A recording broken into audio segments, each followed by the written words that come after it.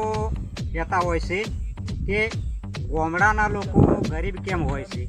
તો મિત્રો, ગામડાના લોકોનું ગરીબીનું કારણ એક છે, તમે જાણો છો। તો આ વિડીયો પૂરેપૂરો ધ્યાનથી જોજો, વભળજો અને ચેનલને સબસ્ક્રાઈબ કરી વિડીયોને શેર કરજો અને સપોર્ટ કરી વિડીયોને આગળ વધારજો।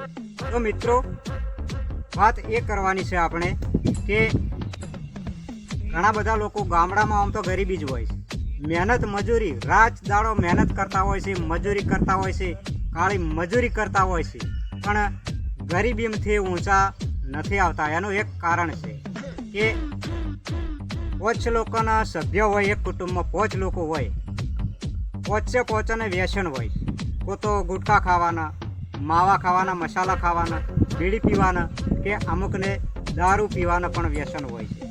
તો કમાણી આવે એટલી બધી વ્યસનમાં જતી હોય છે, પૈસા વ્યસનમાં વેડફાઈ જતા હોય છે, એટલે એમાંથી ગરીબીમાંથી ઊંચા નથી આવતા અને ગરીબના ગરીબ રહી જાય છે।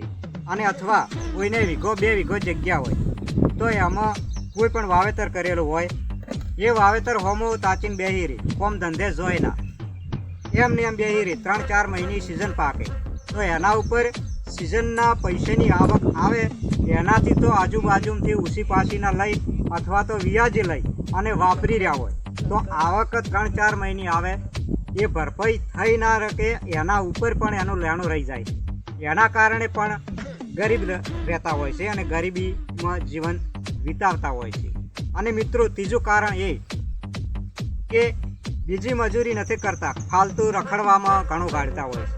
આજ તો આ તહેવાર છે તો હોય જવું છે, આજ તો પૂનમ છે તો હોય જવું છે, આજ રવિવાર છે તો રવિવારે જવું છે, આજ બીજ છે તો બીજ ભરવા જવું છે, પૈસો ગુંજામાં ના હોય તો ઉસી પાસીનો પૈસો લઈ તો પણ કાયમિક નોકરી જતા હોય તો રજા પાડીને પણ ખોટા ફાલતુ ફરવાને રખડતા જતા હોય છે અને એમના ઉપર રૂપિયાનો બોજો ચડી જતો હોય છે, એના કારણે પણ ગરીબી વધે છે।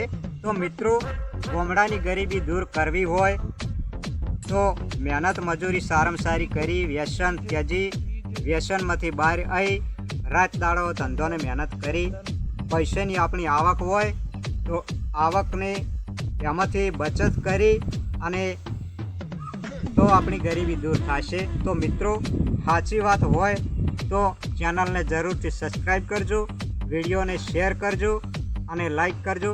તો ચેનલને ફરીવાર કહું છું કે સબસ્ક્રાઈબ કરી ફૂલ સપોર્ટ કરજો। જય માતાજી।